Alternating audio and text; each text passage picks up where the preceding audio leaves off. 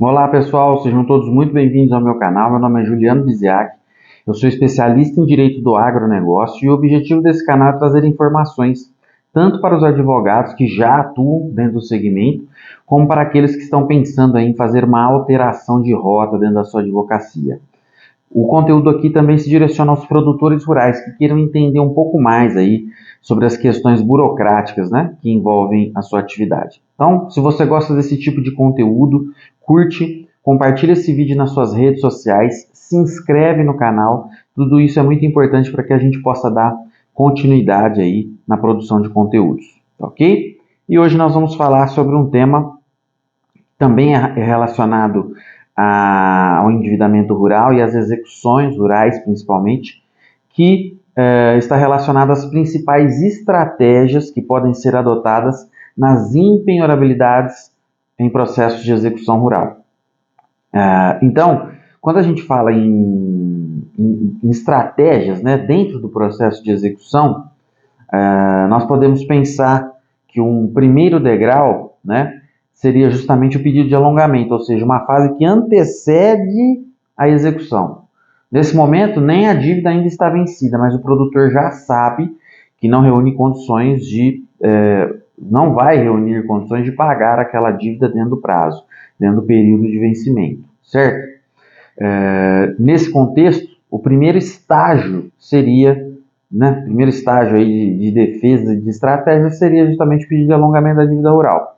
Não sendo feito, ou caso essa medida não consiga gerar resultado, né, não consiga suspender a exigibilidade da dívida, aí estaremos diante de um processo de execução, né, uma cobrança judicial da dívida rural. Nesse caso, a primeira coisa que o advogado vai fazer é procurar ilegalidades na formação do título executivo, né?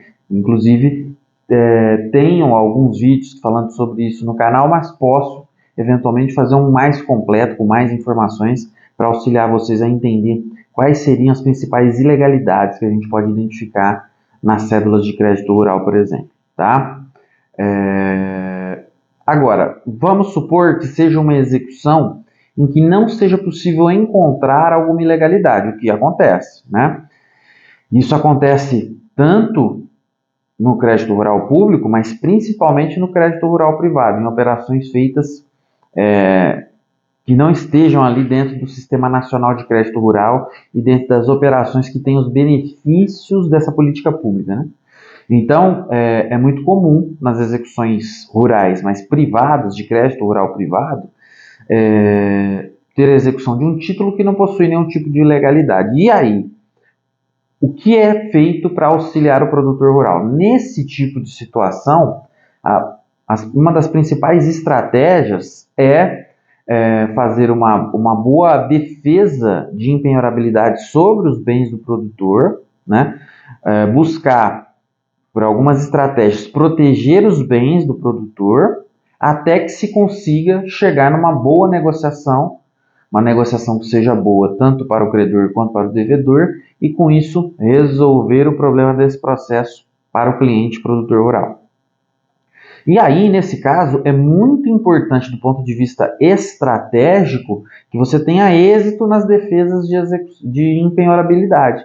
Porque quanto mais você trava o processo de execução no sentido do credor não conseguir acessar os bens, maior é a probabilidade de um acordo, né? De um acordo ser mais vantajoso, inclusive, para o devedor, o nosso cliente produtor rural.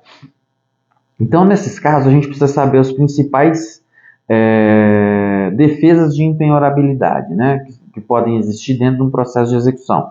E aí, as principais que a gente pode falar assim de antemão são três: a impenhorabilidade do imóvel rural, a impenhorabilidade dos maquinários, dos equipamentos destinados à produção, e três, a impenhorabilidade da safra, da produção agrícola do produtor, tá? E aí nós vamos explicar cada uma dessas medidas. Quando a gente fala em impenhorabilidade do imóvel rural, os bens que se encaixam nessa defesa são aqueles imóveis rurais que têm de 1 a 4 módulos fiscais e que são trabalhados pela família para a subsistência. Então, esses são pontos, são elementos que precisam ser demonstrados dentro do processo de execução. É comum que o produtor já procure o advogado falando assim, eu tenho uma execução, mas eu não estou muito preocupado porque meu imóvel é uma pequena propriedade rural. Como se o simples fato de ser uma pequena propriedade rural já de antemão levasse à impenhorabilidade, o que não é verdade, né?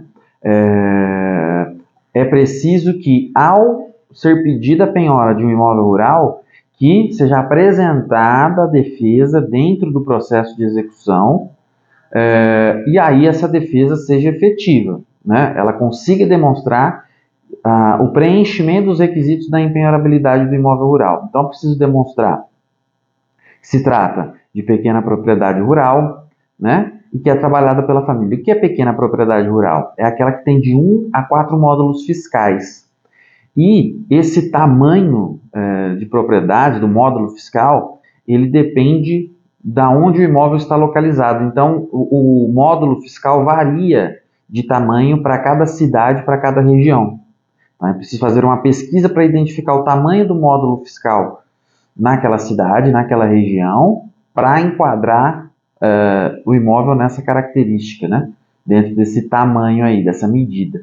E demonstrar que o imóvel é trabalhado pela família. Então, você precisa juntar documentos que demonstrem essa situação, que o imóvel efetivamente é trabalhado pela família ali, tá? Então, por exemplo, declaração de imposto de renda, a própria tomada de crédito sobre o imóvel, né? Demonstrando que o projeto agrícola foi desenvolvido para a execução da atividade rural naquele imóvel, são, por exemplo, elementos que podem demonstrar que a família exerce ali produção naquele imóvel, tá? Então, essa é a defesa relacionada ao imóvel rural. Tem ainda a defesa de impenhorabilidade sobre maquinários. Então, o Código de Processo Civil, ele estabelece que os maquinários e os equipamentos destinados para o trabalho, eles são impenhoráveis. Então, se você conseguir demonstrar que o trator, que o maquinário, ele é indispensável para a produção, para a atividade agrícola do seu cliente, você pode conseguir ali uma impenhorabilidade sobre este bem. E aí a gente tem que tomar cuidado só com um ponto. Quando este bem, esse trator, esse maquinário, ele é dado em garantia para a dívida, ou seja, a dívida ela é criada justamente para a aquisição daquele bem, aí a impenhorabilidade é muito mais difícil de pegar, tá? Que existe a exceção a essa regra de impenhorabilidade no próprio Código de Processo Civil, tá? E por fim, existe a impenhorabilidade da safra. Mas quando a safra é impenhorável?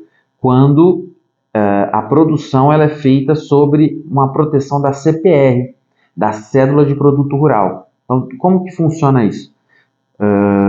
Normalmente, quando o produtor quer proteger a safra, ele faz a venda futura do conteúdo daquela produção, do que ele vai colher ao final da atividade agrícola, né? Então ele vende aquilo que ele ainda não tem, que é o resultado da sua produção. Então ele vai para um investidor ou para uma trading, por exemplo, ela faz a compra futura daqueles grãos, essa trading paga o produtor antecipadamente, ele vai lá, planta e ao final, a hora que ele colher, ele vai lá e entrega para a trading. Então ele vende mesmo sem ter iniciado o plantio ainda. Quando ele faz isso, essa operação é instrumentalizada pela CPR, pela Cédula de Produto Rural. E aí este documento,